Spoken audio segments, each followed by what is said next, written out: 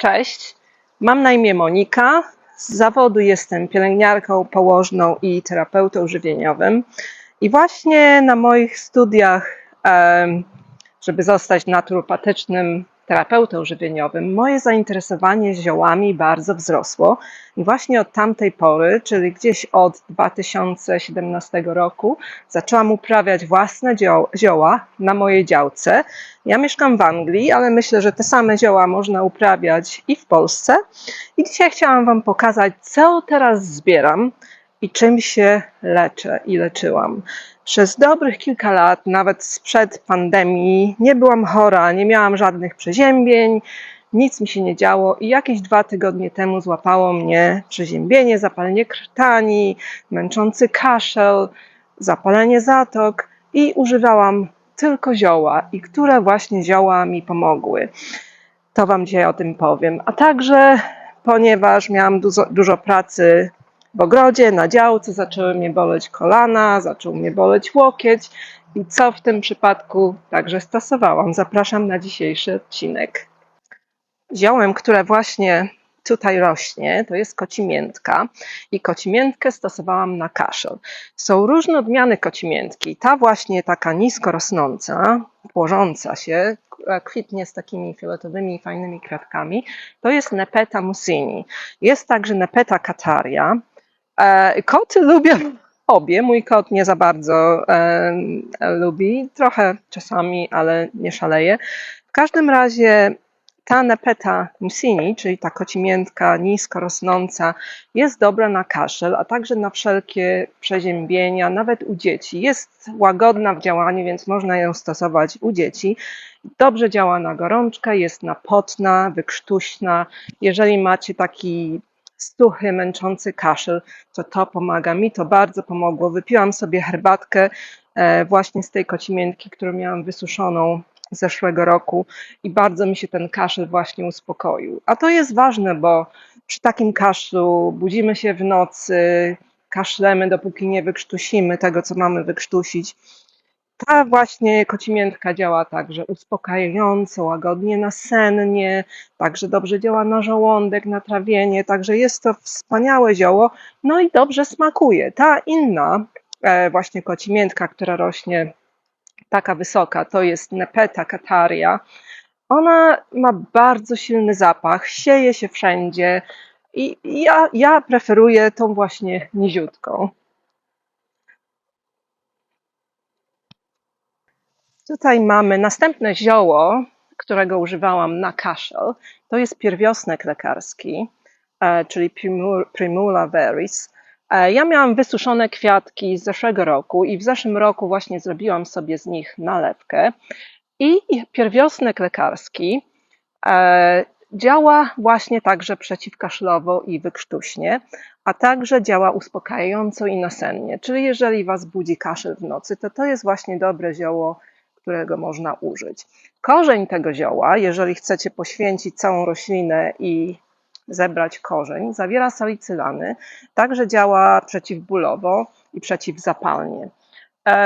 Także to jest zioło, które tutaj w Anglii musimy uprawiać w ogrodzie. Nie możemy ich zbierać na dziko, bo jest po prostu zagrożone wyginięciem. Widzicie, ciągle jeszcze mam kaszel. I to właśnie mam z niego zrobioną nalewkę. Dobrze jest właśnie mieć taką apteczkę ziołową w domu, nawet na wszelki wypadek, bo ja nie przypuszczałam, że będę chora, ale zabezpieczyłam się w razie czego, może jakby wnuki nasze chorowały albo ktoś w rodzinie, żeby im dać i miałam przygotowaną nalewkę, miałam zasuszone zioła i po prostu bardzo mi to pomogło. Następnym ziołem, które na pewno wszyscy znacie, to jest kwiat bzu czarnego. No i kwiat bzu czarnego suszę co roku. Jest bardzo smaczny, dobry dla dzieci. No i oczywiście jest dobry na przeziębienia. Tak samo jak owoc bzu czarnego ma działanie przeciwwirusowe, przeciwkaszlowe, wykrztuśne, także napotne, ponieważ zwiększa cyrkulację krwi pod skórą, czyli powoduje utratę ciepła przez rozszerzone naczynia krwionośne właśnie przez skórę. Jest to wspaniałe zioło, które możemy stosować przy przeziębieniach. Taka tradycyjna mieszanka ziół na przeziębienie to jest krwawnik bezczarny i mięta. Tutaj w Anglii przynajmniej jest tradycyjna i takie właśnie mieszanki możemy stosować na wszelkiego rodzaju przeziębienia i grypę. Kwiat bzu czarnego jest także dobry na katar sienny. Jeżeli o tej porze roku wszystko się pyli i mamy objawy kataru siennego, to możemy właśnie stosować herbatki z bzu czarnego. Ma także łagodne działanie przeczyszczające, przeciwbólowe, moczopędne. Także jest to wspaniałe zioło, które jest smaczne. Dzieci na pewno nie będą protestować i po prostu teraz jest sezon na to, więc jeżeli tylko, albo kiedy tylko podeschnie, bo padało teraz wczoraj cały dzień, a nie zbieramy ziół, kiedy pada, musi być troszkę sucho, żeby obeschły. Tutaj nawet czuję, że jest wilgotny, to na razie nie będę go zbierać, ale jak tylko podeschną, to zrobię zapas na przyszły rok. A na co jest jeszcze sezon teraz, żeby zbierać? Ja tutaj mam uprawiany z nasion rzepik pospolity, czyli Agrimonia eupatoria. I to jest wspaniałe zioło, tak zwane wątrobowe, czyli dobre na przewlekłe schorzenia wątroby, jest przeciwskurczowy, jest to także zioło gorzkie, które stymuluje trawienie, jest to zioło moczopędne, przeciwzapalne, przeciwbakteryjne, ma wszechstronne zastosowanie, wspomaga wydzielanie żółci, relaksuje naczynia krwionośne i w ten sposób także pomaga wątrobie. Pomaga nawet w żółtaczce, napięciu przedmiesiączkowym, zaburzeniach wszelkich miesiączkowania. Na skórę możemy stosować, ponieważ goi rany. Stosujemy na zapalenie żołądka, na IBS tak zwane, zapalenie pęcherza, biegunkę, czyli czego nie stosujemy. Jest to fajne takie zioło. W zeszłym roku zbierałam z kwiatami. W tym roku troszkę zebrałam tych świeżych listków i zaczekam też na kwiaty. Kwiaty to są takie długie, żółte właśnie, długie takie pędy kwiatowe. Możemy stosować na wszelkiego rodzaju zmiany skórne, zapalenie spojówek, zapalenie dziąseł i jamy ustnej, zapalenie gardła. To zioło zawiera sporo krzemu, także możemy też stosować w tym celu. Może nawet możemy robić z niego gnojówki, ale ja mam tylko jedną właśnie roślinę, także na razie ją oszczędzam na cele zdrowotne.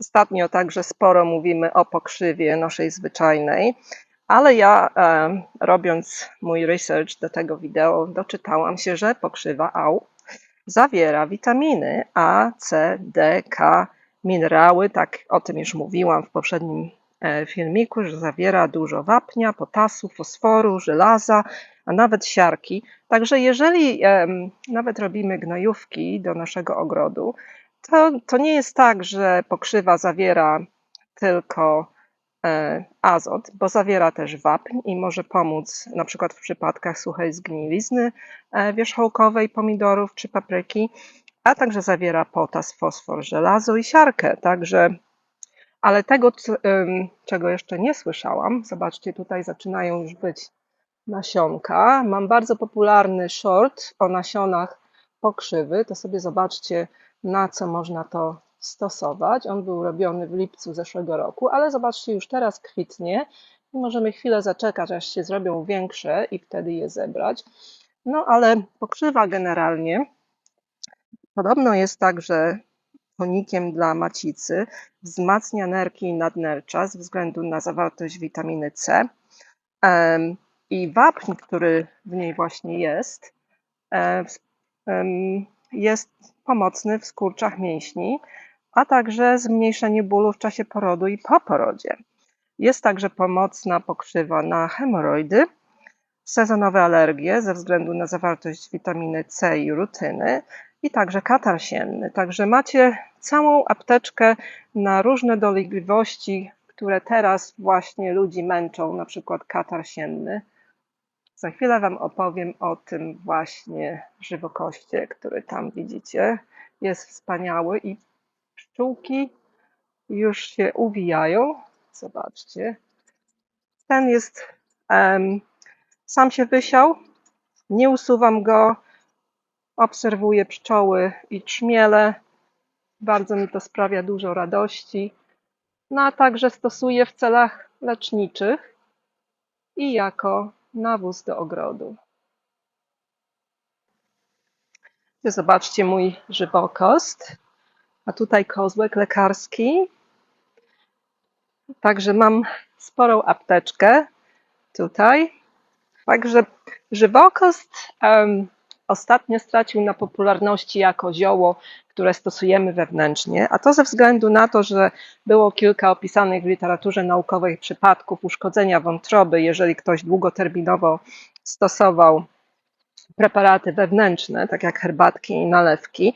No ale to jest kilka tylko przypadków. Ja właściwie czytałam taki artykuł naukowy na temat karmienia świń, młodych świnek, właśnie sproszkowanym żywokostem jako taka odżywka. I co się stało? Oni to tylko robili przez 4 tygodnie, ale nic się nie stało. Badali potem wszystkie organy, mięśnie, zawartość jelit i tak dalej.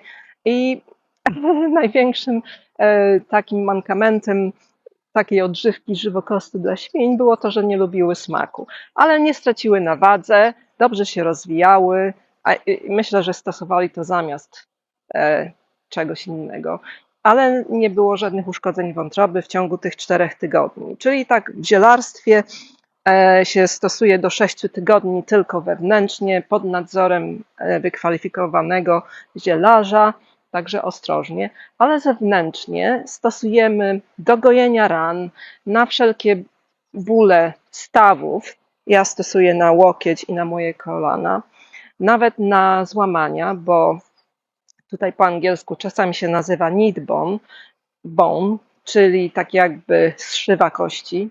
Nawet złamania się goją szybciej ze względu na zawartość alantoiny, która przyspiesza rozmnażanie się komórek, nawet komórek kości, czyli gojenie następuje szybciej. Gojenie ran, wszelkich zmian stawów, mięśni, ścięgien, więzadeł, skóry. Ja w zeszłym roku zrobiłam glicerat z korzenia żywokostu, zrobiłam nalewkę z liścia, zrobiłam olej z żywokostu, także mam wszelakie preparaty, które stosuję na moje kolana i na mój łokieć.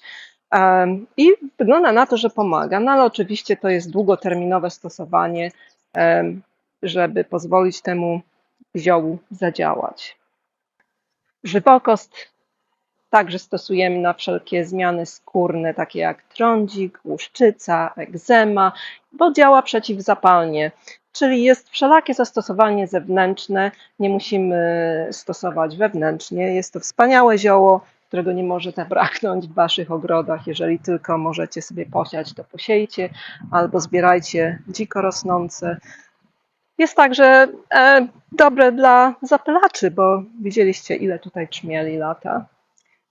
Tutaj widzicie przytulię czepną. Ona ma takie haczyki na liściach, przyczepia się nawet do skóry i może skórę uszkodzić, ale przytulia czepna jest jednym z tych ziół, które stosowałam właśnie przy moim przeziębieniu. A jak to się robi? Zbiera się te właśnie młode pędy i wkłada się je do pojemnika z wodą i do lodówki na noc. I jest to tak zwana zimna herbatka i rano pijemy właśnie tą wodę, która naciągnęła składnikami tej przytuli czepnej. Po łacinie to się nazywa Gallium parine. I właśnie przytulia czepna wspomaga nasz układ limfatyczny, wydalanie toksyn, czyli oczyszczanie. Nawet po zimie, na wiosnę właśnie te listki są dostępne, żeby oczyścić nasz organizm. Działa także moczopędnie, pomaga w kamieniach nerkowych, ale głównie na układ limfatyczny, na powiększone węzły chłonne, jeżeli mamy powiększone piersi, bo limfa się tam właśnie zatrzymała, zapalenie migdałków, a także trądzik, egzemę, szczycę. Także polecam ten chwast jako pomoc w oczyszczaniu organizmu. Smakuje bardzo fajnie taka woda, bardzo orzeźwiająco, nie ma żadnego gorzkiego smaku. Łagodnie działa także na zaparcia, wspomaga, tak jak powiedziałam, wydalanie toksyn przez nerki. Przytulia czepna. Właśnie zaczyna się sezon na rumianek. To jest mój rumianek, który sam się sieje co roku. No i rumianek, wspaniałe zioło nasenne, uspokajające. Także ma taki troszkę gorzki smak, czyli pomaga w trawieniu, we wszelkich zaburzeniach trawienia i jest dobry także na wątrobę. Przeciwskurczowo działa, przeciwbólowo, napotnie, moczopędnie, czego on nie robi. Fajnie smakuje, dzieci to lubią. Dobry jest także jako zioło przeciwzapalne na skórę, na różne wysypki, oparzenia słoneczne, wszelkie swędzenia. Po prostu działa antyseptycznie. Wspaniałe zioło, którego nie może zabraknąć w naszych apteczkach.